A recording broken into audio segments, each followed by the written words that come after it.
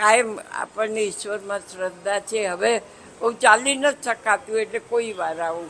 શ્રાવણ મહિનાના પ્રસંગ તો ભગવાનના મહિમાનો પ્રસંગ છે ને, એમને તો એમનામાં લીન થઈ જવાનું, બીજું શું.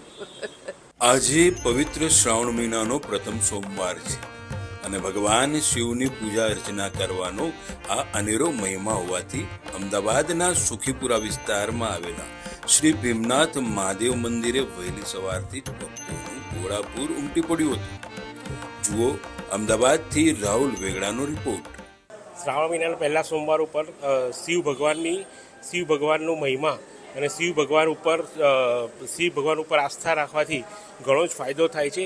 અને શિવ ભગવાનને બીલીપત્ર ચડાવવાથી અને એવું કહેવાય છે કે શિવ ભગવાને જ્યારે ઝેર પી લીધું હતું ત્યારે બધા દેવદેવીઓને બીલીપત્ર અને પાણી આપ્યા હતા, તો તેમાંથી ધીરે ધીરે ઝેરનો નાશ થયો હતો. એના લીધે બીલીપત્રનું મહત્ત્વ છે. અને શંકર ભગવાન અને પાર્વતી માતાનો મહિમા સ્વરૂપ ખૂબ જ સરસ છે. એટલે એના કારણે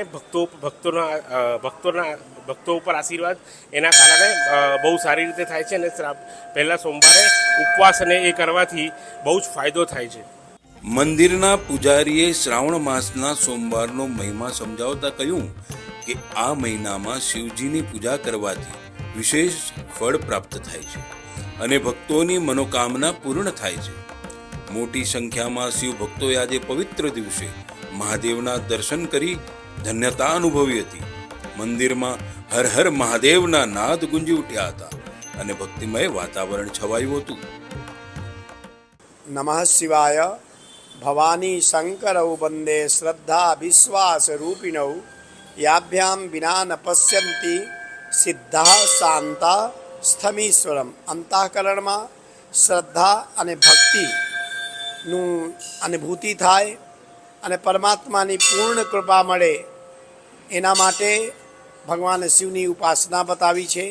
ખાસ કરીને સોમવાર એ શિવજીનું વાર છે અને સોમવાર ગ્રહોના હિસાબે મનનું કારક ચંદ્ર છે.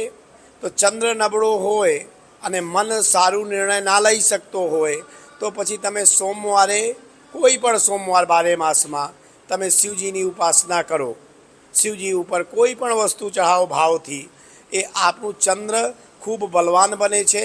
અને બલવાન ચંદ્રથી તમે કોઈ પણ નિર્ણય લેશો તો એ નિર્ણયમાં તમને સફળતા નિશ્ચિત મળશે. સર્વ કાર્યેષુ સર્વદા આપને સફળતા મળે છે અને ભગવાન શિવની કૃપા તો મળે છે અને મનની શક્તિ મળે છે. અને અમારા શાસ્ત્રોમાં, પુરાણોમાં, વેદોમાં, ઉપનિષદોમાં ત્રણ જ વસ્તુ બતાવી છે. એક તનની શક્તિ અને એક મનની શક્તિ. અને તન અને મન બે વસ્તુ તમારું સારું હોય તો ધન તો તમે ગમે ત્યાંથી લઈ આવશો. લાસ્ટમાં એ જ કહું છું કે ચંદ્ર 7 વારોમાં ચંદ્રની બહુ મહિમા છે, ચંદ્રગ્રહની બહુ મહિમા છે. અને એ ચંદ્રગ્રહને બલવાન બનાવવા માટે, સોમગ્રહને બલવાન બનાવવા માટે શિવની ઉપાસના સોમવારે બતાવી છે. કે તમે બીજા દિવસોમાં ના કરો તો કંઈ વાંધો નહીં, પણ સોમવારે ચોક્કસ તમે ભગવાન શિવની પાસે જાઓ.